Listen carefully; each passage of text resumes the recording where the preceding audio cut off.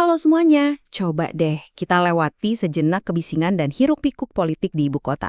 Di sesi bedah materi kali ini, kita mau melihat langsung bagaimana strategi politik modern yang nyata, membumi, dan taktis itu sebenarnya dibangun dari akar rumput.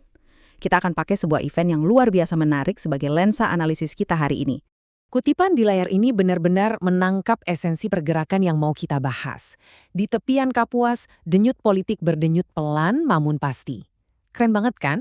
Ini ngasih lihat kontras yang sangat jelas. Di saat politik nasional di pusat itu sering banget kerasa riuh dan penuh drama, ternyata ada sebuah pergerakan strategis yang tenang, solid, dan penuh perhitungan yang justru lagi berdenyut sangat kuat di daerah-daerah. Untuk benar-benar memahaminya, mari kita masuk ke pembahasan pertama kita, yaitu tentang konsolidasi Partai Hanura di Pontianak. Nah, coba perhatikan angka ini. 525.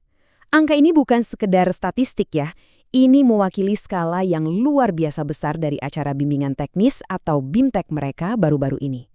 Bayangkan, ratusan anggota DPRD terpilih dari seluruh penjuru Indonesia rela terbang dan ngumpul di satu titik. Ini tuh ibarat unjuk kekuatan sekaligus konsolidasi besar-besaran untuk menyamakan frekuensi. Terus, pertanyaannya, kenapa harus Pontianak? Kan bikin acara sebesar ini sama sekali nggak gampang. Jawabannya simpel. Kalimantan Barat dipilih secara sadar karena mereka sudah membuktikan kapasitasnya.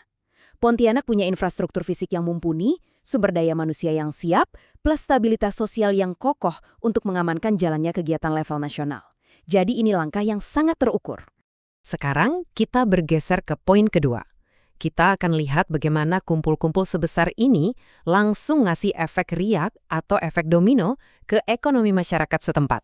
Kedatangan 525 delegasi ini otomatis bikin perputaran ekonomi yang instan loh.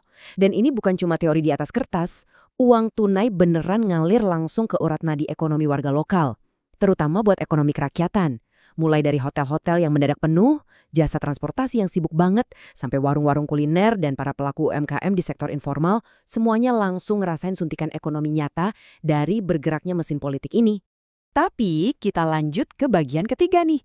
Di balik efek ekonomi yang positif tadi, ada alasan internal yang jauh lebih krusial kenapa mereka harus ngumpul. Alasan utamanya adalah verifikasi partai. Verifikasi itu bukan cuma sekedar ngisi tumpukan kertas administrasi, sama sekali bukan. Buat mereka, ini adalah ujian bertahan hidup atau survival test yang paling utama menuju pemilu 2029. Fakta pahitnya, tanpa basis massa yang masif, terstruktur rapih, dan terukur jelas di tingkat akar rumput, sebuah partai itu nggak bakal bisa bertahan untuk dapat legitimasi hukum. Makanya kita bisa lihat ada sebuah buku panduan taktis di sini, khususnya buat para kader muda di lapangan. Langkahnya dibikin sangat sistematis. Pertama, tingkatkan dulu kapasitas SDM lewat BIMTEK. Kedua, langsung bentuk tim khusus yang solid di tiap daerah. Ketiga, lewati rintangan verifikasi pakai data yang benar-benar valid.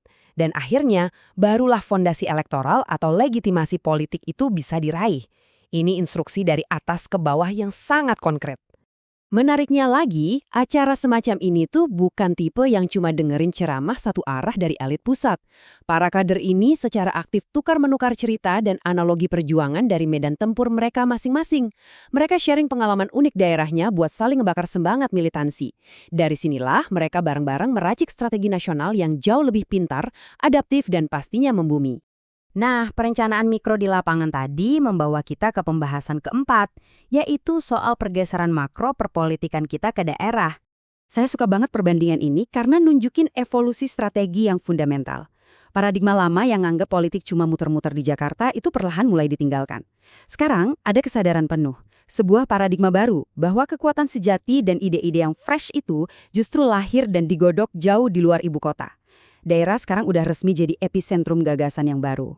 Kalau kita pelajari jalur pergerakannya, kelihatan banget ada strategi geografis yang sengaja dibangun step by step. Pengaruh politik perlahan dikonsolidasikan melintasi pulau-pulau besar di luar Jawa. Dulu Sumatera lewat Medan, lalu Sulawesi lewat Makassar, dan hari ini semuanya menyatu di Kalimantan Barat. Pontianak benar-benar diposisikan sebagai pusat penguatan basis politik, panggung utama di luar Jawa. Oke, mari kita tarik semua benang merahnya di bagian kelima. Apa sih sebenarnya makna dari semua ini untuk ngebangun ekosistem politik jangka panjang? Kutipan ini merangkum takeaway kita dengan sangat presisi. Kumpul-kumpul ribuan orang di daerah itu bukan lagi sekedar tentang pamer kekuatan secara formalitas. Ini adalah investasi mutlak jangka panjang dalam sebuah ekosistem. Kualitas SDM, terutama ketangguhan mental para kader muda yang dilatih hari ini, bakal jadi ujung tombak yang akan terjun langsung mengawal kebijakan di daerah mereka masing-masing. Jadi, alih-alih sibuk ngejar tajuk berita yang sensasional dan berisik, partai-partai justru lagi fokus melakukan kerja-kerja senyap tapi sistematis. Mereka benar-benar turun ke lapangan, merapatkan barisan, dan mastiin struktur organisasi di tingkat daerah itu solid luar biasa untuk menyelaraskan target lokal dengan nasional. Sebagai penutup, saya mau ninggalin satu pertanyaan penting buat kalian renungkan. Gimana pergeseran strategis ke arah pemberdayaan daerah ini nantinya bakal merombak total medan pertempuran di pemilu 2029? Karena seperti yang kita lihat sepanjang bedah materi hari ini, mekanika politik yang senyap tapi tangguh di daerah-daerah itulah yang pada akhirnya mungkin bakal mendikte masa depan bangsa kita. Menarik banget kan? Terima kasih sudah ikut menganalisis bareng dan sampai jumpa.